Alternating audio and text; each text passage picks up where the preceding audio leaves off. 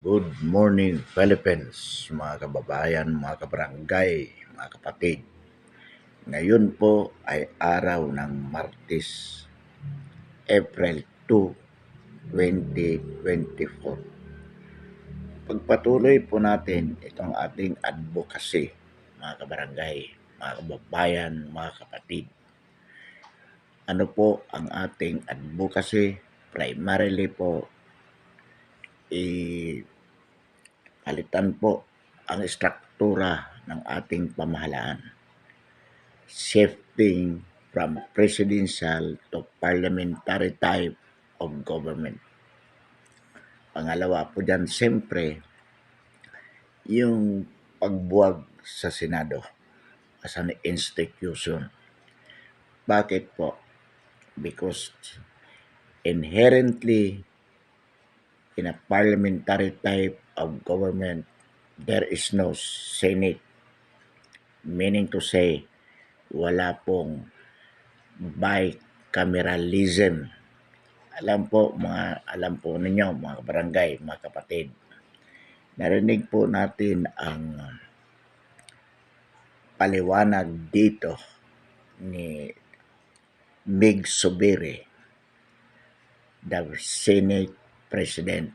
Ang sabi po niya, dahil po dito sa PI o People's Initiative na kung saan isinusulong po dito na ang Constituent Assembly as one mode of amending the Constitution should be done by 3/4 votes in a joint session of Congress voting jointly. So ang mangyayari po yan, mababaliwala po ang Senado because it will definitely be voted out. Kaya po galit na galit ang mga senador.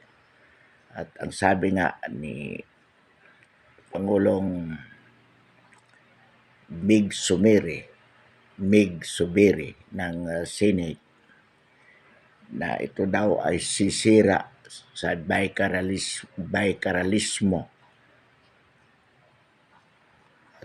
Kung magkagayon, ito po ay sisira sa demokrasyang pamahalaan ng Pilipinas. Ano po ang ibig sabihin dyan?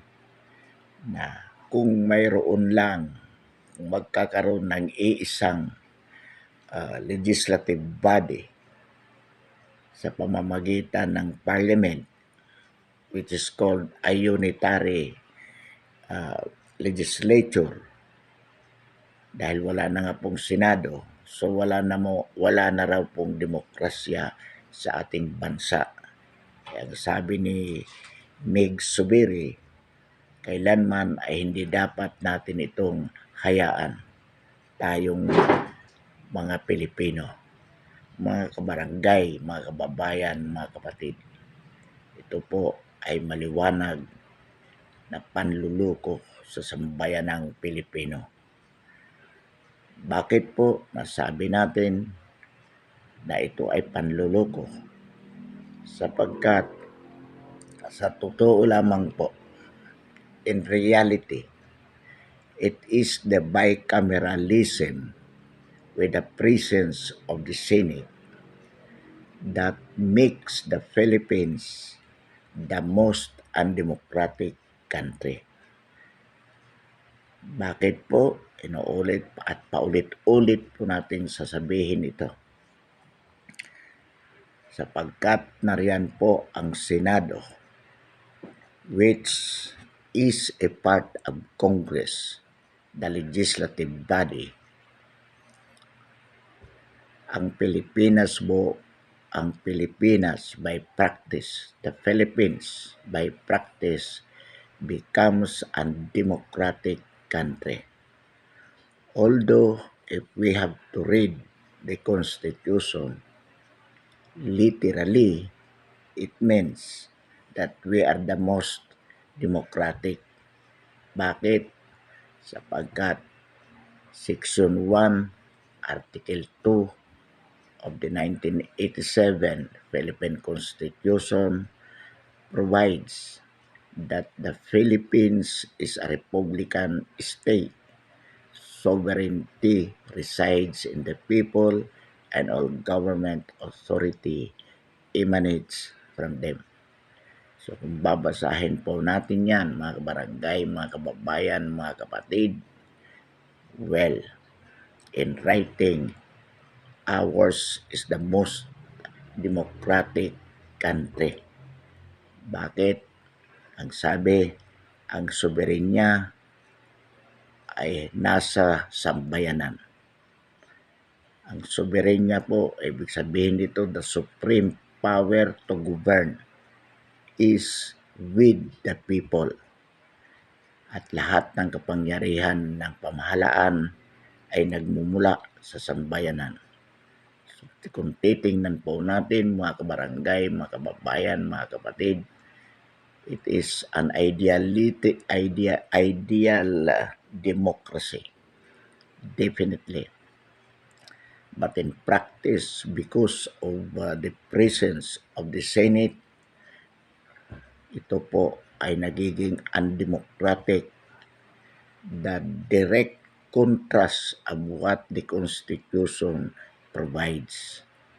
Bakit? Sabi po natin, ang 120 million Filipinos or even more are just being governed. Their fate hawak po ng Senado. We have 24 senators, 13 is the valid quorum which can make a valid business. Majority of 13 is 7. So, yung kapalaran ng 120 million Filipinos, hawak lamang ng 24 na senador at ang 7 sa kanila pwedeng magpasya kung ano ang magiging kinabukasan ng sambayanang Pilipino. Bakit? Sapagkat sa Pilipinas, ang namamahala po is the law. Kaya nga sabi, ours is a government of laws, not of men. Totoo po yan, mga kabarangay, mga kababayan, mga kapatid. Bakit? Ang mga tao sa gobyerno na siyang namamahala sa atin ay nariyan upang ipatupad lamang ang mga batas na gawa ng Kongreso, gawa ng 24 na senador. Bakit po nasabi natin nagawa ng 24 na senador? 24 ang nandyan, pero ang totoo, 7 of them can make or unmake laws. Bakit po? Sapagkat no law can be enacted even if approved in the lower house without the Senate approving it. In other words, the Senate as an institution makes laws.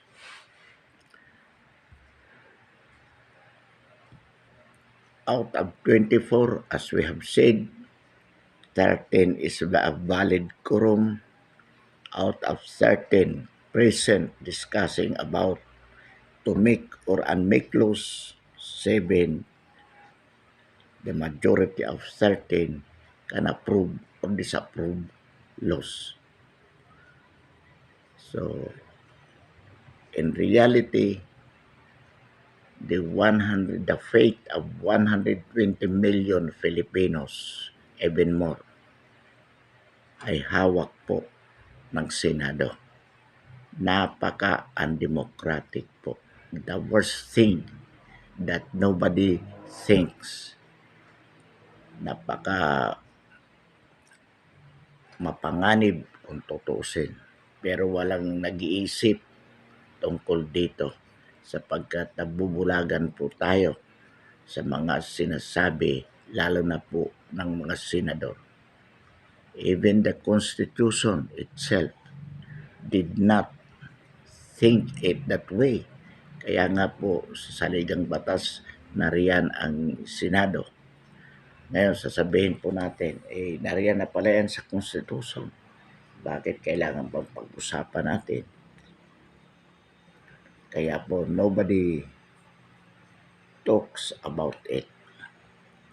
Ang tingin po natin, hindi lang ordinary thing ang presensya ng Senado. Essential, kailangan.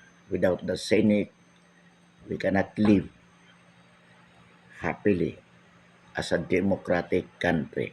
Yun ang gustong sabihin ni Meg Subiri. Naulit po natin, natural para kay Meg Subiri para sabihin yan because he is the President of the Senate.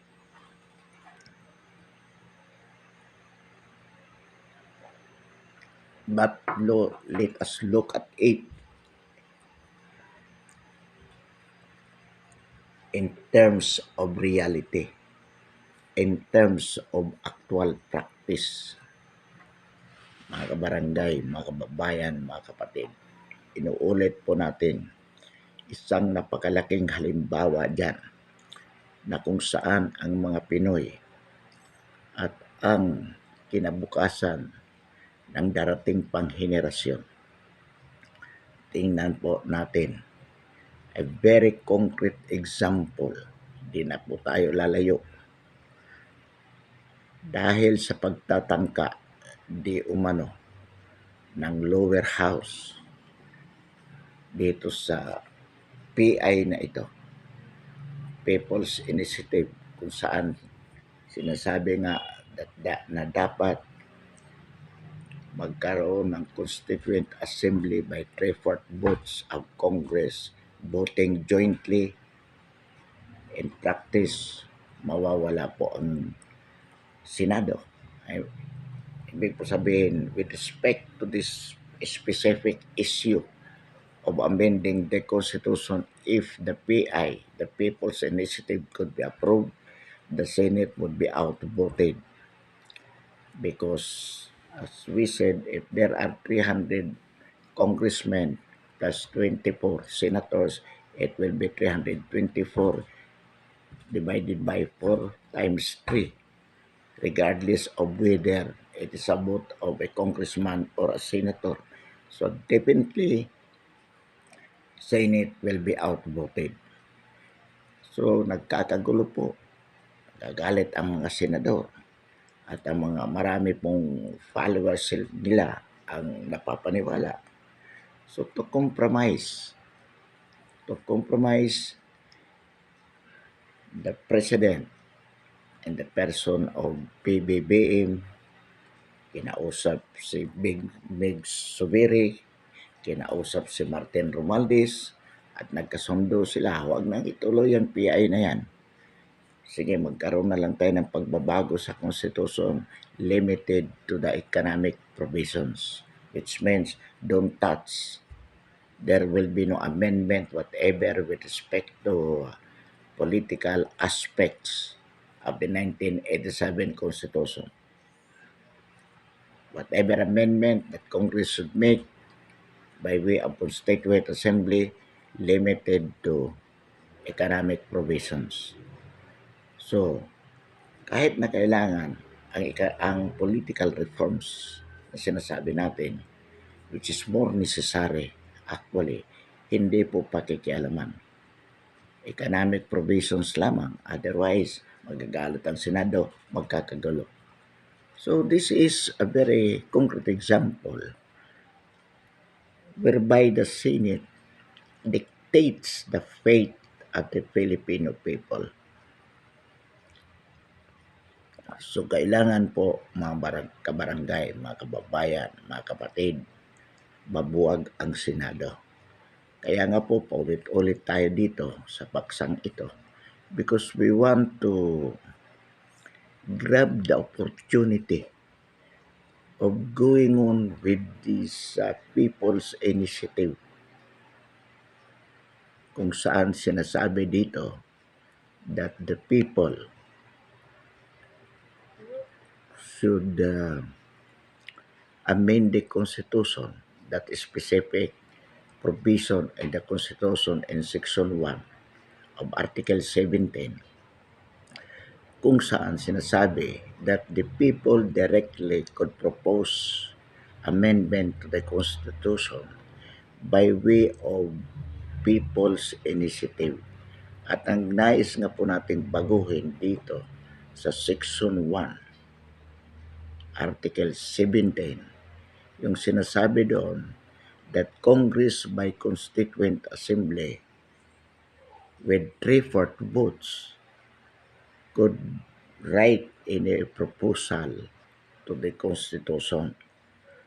But without the present provision in that regards is without being specific as to whether Congress by 3/4 votes may vote jointly or separately to convert itself into a constituent assembly. Kaya nga po itong amendment by way of PI, we want to insert in that provisions to the effect that Congress by 3/4 votes may convert itself into a constituent assembly by voting jointly. Sapagkat wala nga pong specific provision sa kasalukuyang saligang batas as to whether Congress would vote or shall vote jointly or separately with 3/4 votes in converting itself into a constituent assembly. Very powerful po ang Senado pagdating dito sa bagay na ito. Bakit po? 24 divided by 4 times 3 is 18. So meaning the 3/4 votes which is necessary to convert itself, for Congress to convert itself into a constituent assembly, kailangan po ang 18 senador na boboto. The problem is, ang 18 senador hindi po nakukuha yan sa Senado. Bakit? Sapagkat out of 24 senators, marami po dyan magkakamag-anak at close friends. Kaya pag ayaw ng isa, mahirapan kang makuha yung 18. Katulad po ngayon, inuulit natin, at ito naman po ay malimit mangyari. Sa 24 senators, we have 2 brothers, Jinggoy Estrada, J.B. Ejercito. Brother and sister Pia Cayetano and Alan Cayetano. Then we have mother and son in the person of Cynthia Villar and Mark Villar. At sinasabi nga po, pagpasok ng 2025 election, most probably there will be 2 or 3 Tolpos. Nariyan na ngayon si Rafi. Papasok daw po at pumapasok sa Sorbe si Erwin Tolpo. At posibleng pati si Ben Tolpo. So ang nangyayari po, mga kabarangay, mga kababayan, mga kapatid, ang Senate ay nagiging kontrolado ng ilang magkakamag-anak, magkakaibigan, at sila naman in effect kumokontrol sa milyon-milyong Pilipinos na lalong naghihirap samantalang sila ay yung mayaman. Example po dyan, babatikusin ni Tolpo, ni Pimentel ang loto na di umano napaka-corrupt at lumabas sa balita ayon kay Maharlika na mayroong insiders nagbibigay ng information sa Malacanang, sinuhulan ng 400 million si Pimentel, sinuhulan si Tolpo ng 1 billion, nanahimik na po sila. Ang ginagawa po ng Senado, sa halip na mag-isip ng mga magagaling na batas para sa kapakanan ng sambayanang Pilipino, naghahanap po ng krimen sa mga kalaban nila. At pag nilagyan, tatahimik. Sa totoo lamang po, mga barangay, mga babayan, mga kapatid, itong sinasabi na lang economic provisions sa saligang batas na kailangan baguhin by way of an amendment, this will be a big opportunity for the Senate to earn a big money. Bakit po? Sapagkat aamindahan nila ang sinasabi sa saligang batas, bawal sa mga dayuhan ang magnegosyo dito sa communication industry, because the Constitution provides that it should be 100% Filipino ownership. Pero babaguhin po nila sa pamamagitan ng pag-insert ng provisions na sinasabi unless otherwise provided by law. Media industries shall be 100% Filipino ownership. So yan po ang magiging context ng saligang batas. Unless otherwise provided by law, media industries should be limited to Filipino citizens by way of 100% ownership. So kung mayroong batas, kung may batas na magsasabi na papayagan ang foreign investor na magtayo ng media industries o pumasok sa communication industry, pwede po. Hindi na bawal sapagkat ang sabi ng saligang batas, unless provided by law. So ano pong gagawin ng mga foreigners na ito na nais magnegosyo sa ating bansa upang mapayagan sila dahil bawal sa saligang batas? Mag-bribe po sila sa mga senador. Mas kaunti po, 24 lang babayaran nila compared to congressmen na 300. Babayaran lang nila ang ilang congressmen para lang maipasa sa Congress. Then ang senator, they can demand much money. Because pag binayaran mo ang 7 na yan, o sabihin na natin 13, sigurado na. Whatever they wanted, they can get it because of these economic amendments to the Constitution. Halimbawa yung school, sinasabi it should be limited to the ownership of the education institution should be limited to 70% Filipinos, only 30% foreign investors. But kung magkakaroon po ng pagbabago, ang mangyayari po dyan, unless otherwise provided by law, education should be 70%, at least 70% Filipino ownership. Pero kung ikaw foreigner, gusto mo magtayo ng school na 100%, bayaran mo ang senador, at least 13 of them, lulusot na yung 100% Filipino, 100% foreign ownership with respect to education. So, ito po mga kabarangay, mga kababayan, mga kapatid, ay maliwanag na panluloko sa mga Pilipino just to serve the personal interest, especially of the Senate. Kaya upang maiwasan po yung ganitong pagsasamantala sa sambayanang Pilipino. Paulit-ulit po natin sinasabi, mga barangay, mga kababayan, mga kapatid, dapat po buwagin ang Senado. Sapagkat ito pong Senado na ito po ang hadlang sa pag-unlad ng mga Pilipino. Maliwanag po ito na panluloko.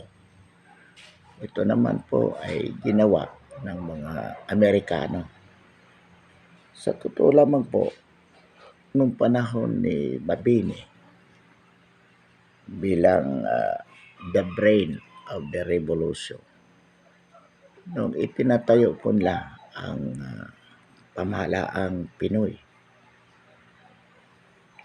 Mabini wanted to have a parliamentary type of government as against the presidential type. But he was overpowered ng mga pro-American believers. Sila Paterno at yung mga kasamahan, with Aguinaldo favoring the presidential type of government. Pero kung tutuusin po, mga kabarangay, mga kababayan, mga kapatid, the parliamentary type with unicameral legislative body is not foreign to our country. With the declaration of martial law made by former President Ferdinand Marcos Sr. in 1978, yung batasang pambansa was a unicameral.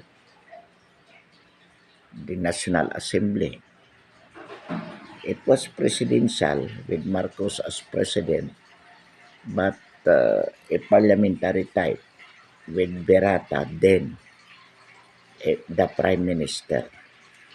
Ngunit when Marcos was ousted in 1986, ibinalik po ni Cory Aquino yan. Until now, bumalik tayo sa presidential type of government with the 1987 Constitution. Pero kung tutuusin po, once upon a time in 1978 with President Marcos Sr., we had this batasang pambansa as a National Assembly, the unicameral legislature. Maganda po yun. Sinasabi nga natin, very economical as to time, money, and effort. Mabilis sapagkat once approved, it is already a law. Pero dito po, what we are advocating is not the type of parliamentary government during Marcos Sr. in 1978, because it was still primarily a presidential with President Marcos being the president. Ang prime minister in the person of Berata at the time was only a symbolic executive head, sapagkat ang tunay na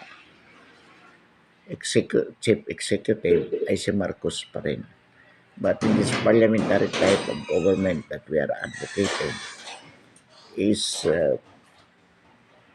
true parliamentary type in the sense that the chief executive would be the prime minister to be voted by the members of the parliament from among themselves. Ito po talaga ang tunay na parliamentary. Kumbaga, hindi muro-muro. Sapagkat nung panahon ni Marcos Sr. ay medyo muro-muro because at the time Marcos did not want to give up his presidential power. Kaya kumbaga mix yung type of government noon. Parliamentary with President to be the president. Yan naman po ay nangyari din sa ibang bansa, sa France. Kaya nga doon ginaya ni Marcos. But that was much better compared to present presidential type that we have. The reason why we need to shape to amend the constitution, but amendment cannot be had because of the Senate objection. Kaya nga po, bagamat sa tingin ng iba, kalokohan tong sinasabi natin, walang kumbaga nobody cares about it, kasi nga ang tingin nila dapat na rin ang Senado as a part of our legislative body. Yun ang nakasanayan natin, yun ang nagisnan natin, bakit pa natin babaguhin? So anyway, nasa saligang batas din yan. Yan ang pananaw po natin, kasi hindi tayo nag-iisip ng malalim. Pero kung iisipin natin ng malalim at i-analyze natin ang buhay ng mga Pinoy simula noong 1935 hanggang 2024 at sa darating pang panahon, makikita po natin na talagang walang pagbabago at lalo pong nagiging mahirap ang buhay natin. From 1935 to 2024, it's already 89 years. The majority of the Filipino people are still suffering from poverty.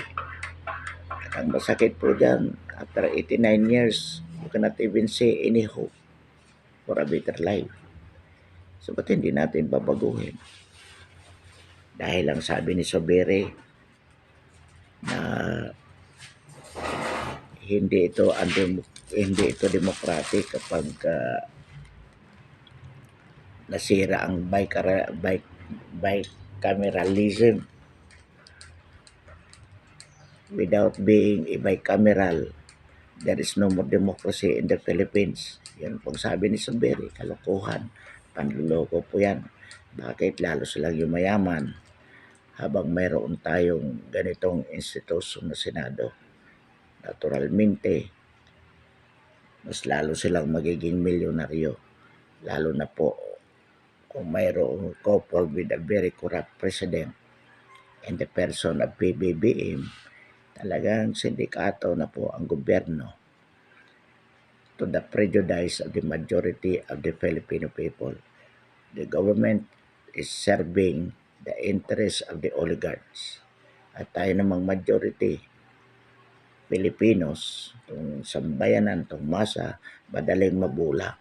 Ayaw kasi mag-isip kung anong sinasabi ng mga leader na yan, sinusunod natin. Yan po mga kabarangay, mga kababayan, ang katotohanan sa buhay ng mga Pinoy. Pansamantala po, wakasan natin ang ating talakayan ngayong umaga. Muli, maraming salamat at magandang umaga sa lahat.